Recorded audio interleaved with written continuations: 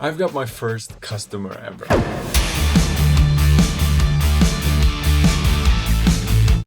Well, technically, he's my dad. Technically, he's also not paying me any money. So if he's actually my first customer ever, doesn't really matter. He currently has this desk with a huge cedar slab, which also has a huge problem. It has moved. Not to a different country, it has changed its form. It used to be flat, beautiful, like the Earth once was, but now it's becoming round, and that is because of wood movement. Ever heard of it? That wood moves with temperature and humidity changes? The guy who built it didn't take that into account.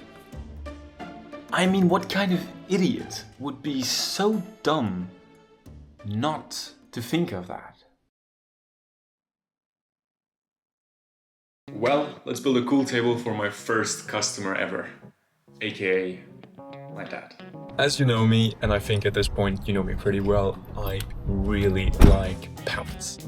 Pallets is what makes me believe in a better world. May I say, in a better tomorrow. They are free.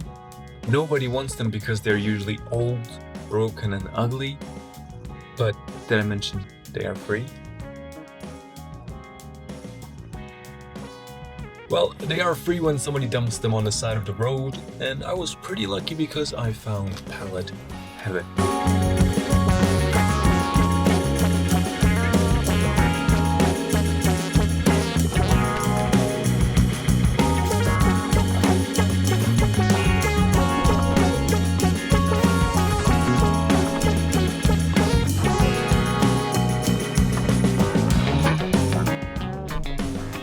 So let's talk about the table my dad, customer, wants. He doesn't want a thick desk, maybe 3 to 4 centimeters thickness max, which is really thin for a desk. Additionally, he wants one with the same color as the one of the slab he had. I selected with care the pallet wood because it couldn't be too short, because well, we are building a desk and not a mini desk. And I was also checking how warped the wood is, because the more the wood is twisted, the more difficult it is to work with it.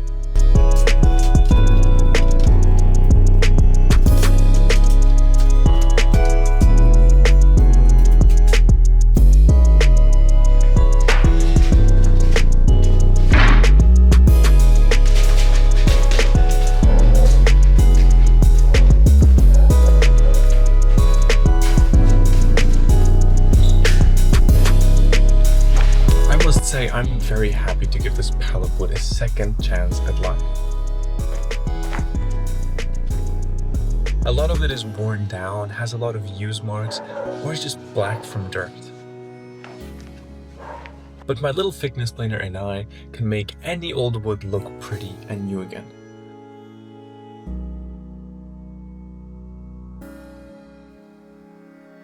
I'm like a makeover shop. Make wood pretty again. Sounds super familiar. Where have I heard that before? Well, anyways, looks even better than the one you can buy from the big box store. At least I think so. I'm also very biased. I love new pallets. But something I've learned in my 23 years of living on this earth is that not everything that is free is perfect. Pallet wood is usually twisted, warped, or cupped. And that is not ideal for a table that needs to be flat.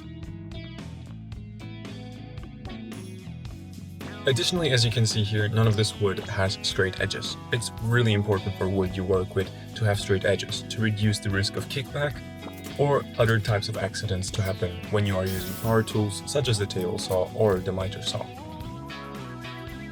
I, the genius, Or the idiot who neglected wood movement, went on YouTube to see how to straighten boards without a jointer. Because I don't have a jointer. A jointer would bankrupt me. I found this cool idea from 731 Woodworks, who uses a table sled to get a straight edge on the wood.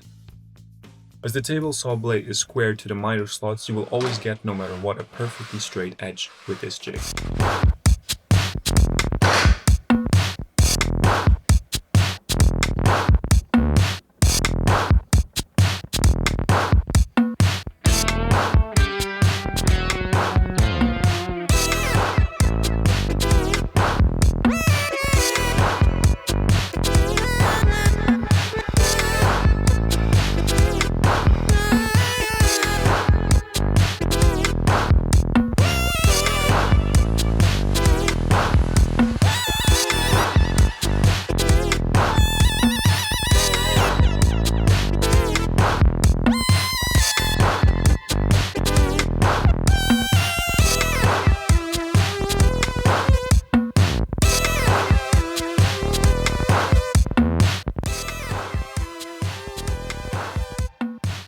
After giving all the boards a straight edge, I wanted to rip them all into a width of 4 centimeters.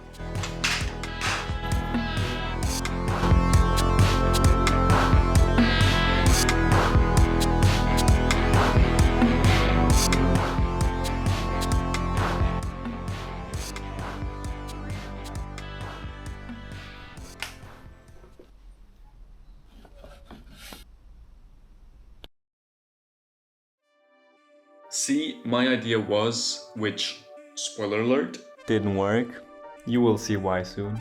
To rip all those boards to 4 centimeters in width. Stack them side by side vertically and then cut a 30-degree angle on all the boards. However, after ripping all the boards to the same size and making my first cuts to give the boards the 30 degrees angles, I started to notice a problem. A big problem, a problem that would change this table desk build completely. See, how may I put this? I am really not smart. Sometimes. Oftentimes. See, I thought that ripping all the boards to the same angle would be no problem, because they're all 4 centimeters in width. Right? But my genius didn't account for the thickness of the boards, which were definitely not uniform. This basically means that some boards would come out smaller than others. The thickness of the boards would change where the angle would be cut on the boards, so that boards that are thinner would also become smaller. So that my table would become like... You get me? Like that? Yeah, like this. Which was not ideal. And it seemed like the whole world was collapsing. Cue in epic depressed music.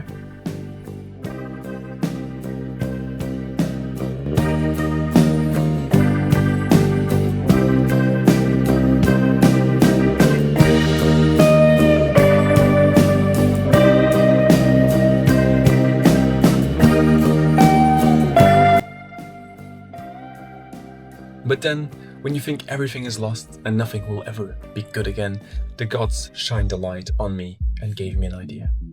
A very, very cool, modern idea that my dad, customer, loved.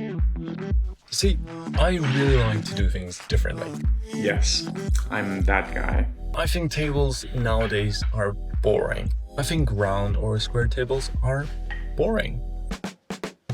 I think that the status quo we have with IKEA furniture is very, very boring. I believe tables shouldn't be uniform.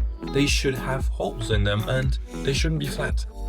Tables and furniture should have their own energy, their own personality, something just different about them. I really like the idea of a pattern that hasn't got a pattern, like the ones here where the wood sometimes sticks out. My customer, Dad, really liked the idea, especially of the holes in the table. So we decided to move forward and begin the glue up.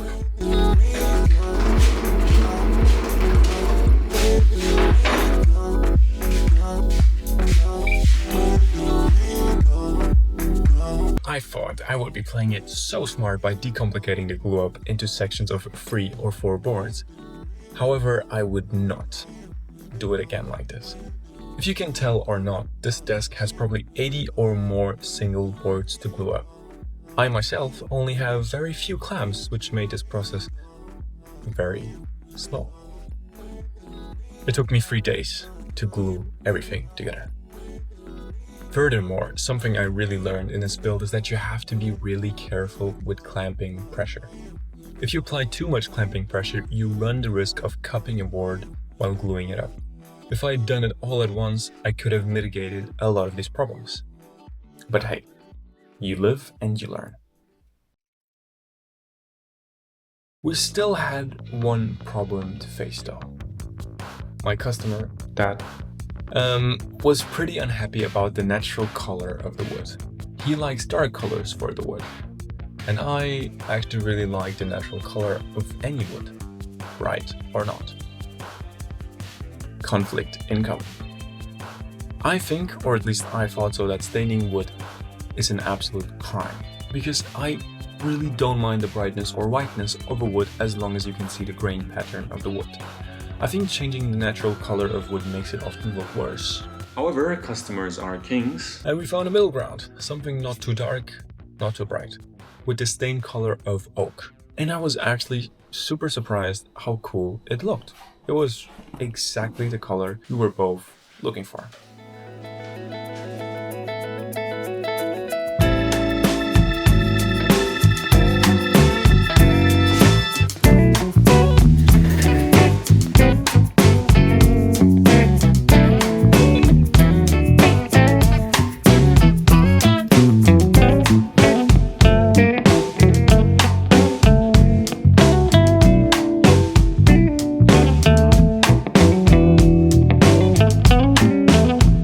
Thank you for watching and I hope you enjoyed.